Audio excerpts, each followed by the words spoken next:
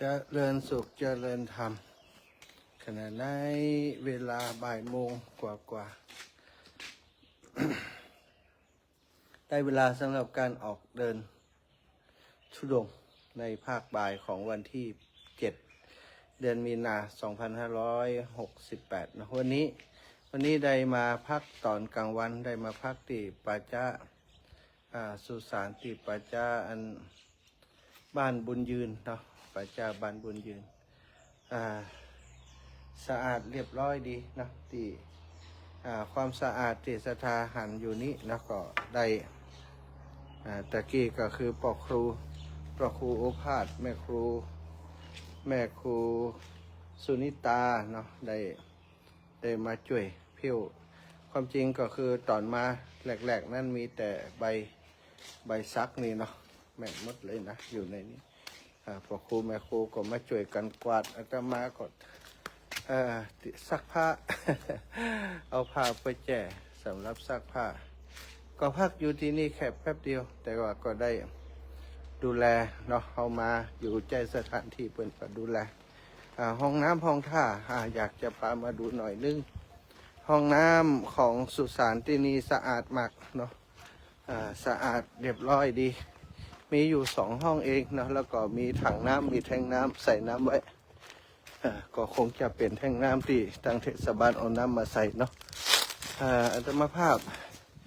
ก็ได้มาซักผ้านี่ก็คือห้องน้ำหลังจากซักผ้าแล้วก็ล้างห้องน้ำห้องท่าอย่างให้เปิ่นเป็นที่เรียบร้อยเนาะหลอดส่งน้ำแล้วก็เติมน้ำไว้ให้เต็มทางไว้เพื่ออาคารตุกะท่านอื่นๆเปิ่นจะมาต่อหรือว่าศรัทธาญาติโยมเปิ่นได้มาใจประโยชน์ที่นี่เนาะห้องนี้ก็ได้เติมน้ำไว้ให้เต็มเลยมีประสบการณ์จากการที่ไปที่อื่นแล้วบ่มีน้ำถ้ามีน้ำก็จะเติมให้เต็ม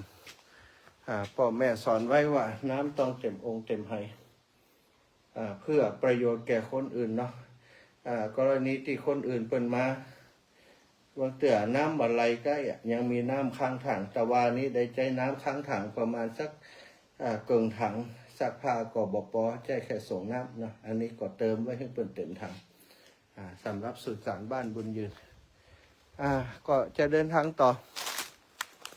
ความจริงถ้ามาถึงตรงนี้ตอนค่ำก็จะเหมาะเนาะป่าจ้าแห่งนี้ก็มี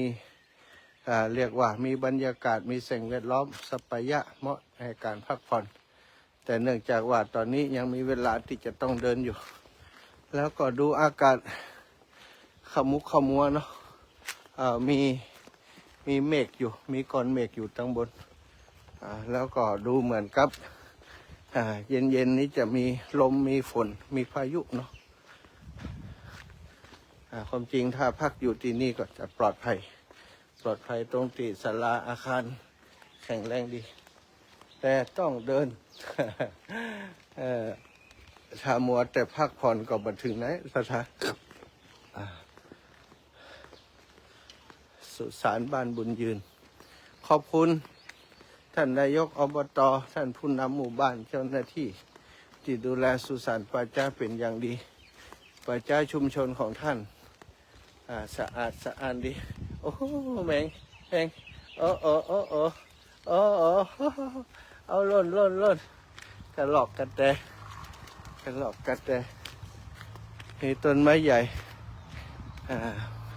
คงจะเป็นไม้ไทรมีหน่วยมีลูกเนาะนกกาได้กินนกกาได้อาศัยโอ้กระหลอกกระแตเพียบเลยอยู่ข้างบนดอกตะกี้ก็กำลังไต่มาอยู่ต้นชำชาเดี๋ยวเพิ่นก็จะลงไปเสาะกินต้นใหญ่มาก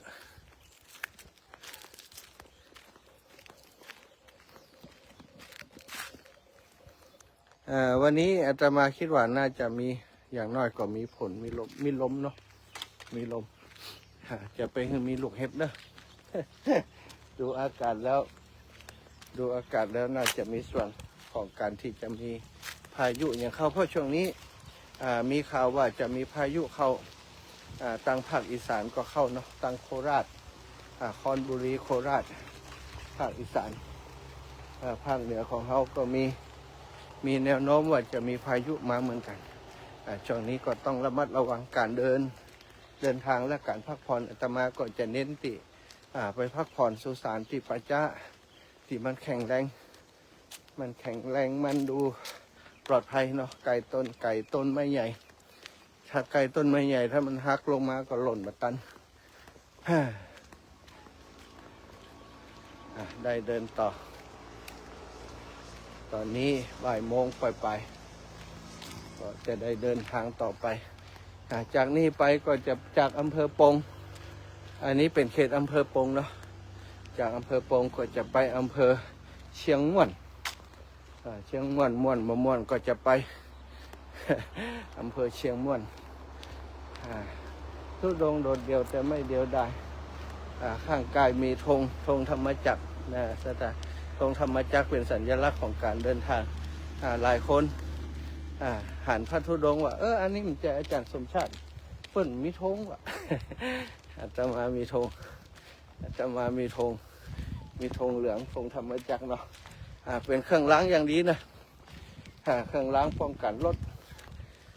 ถที่วิ่งไปวิ่งมาหันธงแป๊ดเขาก็หันอันนี้เข้าถนนใหญ่ละอันนี้สู่ถนนใหญ่นี้จะไปตังปงฝั่งนี้ก็จะไปอันนี้ไปปงที่ผ่านมานั่นคืออำเภอปงเนาะไปอำเภอปงอันนี้ก็สุสานปัจจะที่พักมาไปอำเภอปงไปทางนี้อันนี้ก็จะไปอำเภอเชียงม่วนไปเชียงม่วนกันเริ่มต้นนะบัดนี้ขอบคุณทุกคนทุกท่านที่ติดตามก็จะเดินทางต่อเนาะอากาศถึงจะบดแต่อบเอาบดมืดแต่ก็อบเอาก็เดินได้สบายกว่าที่มันแดดร้อนเนาะ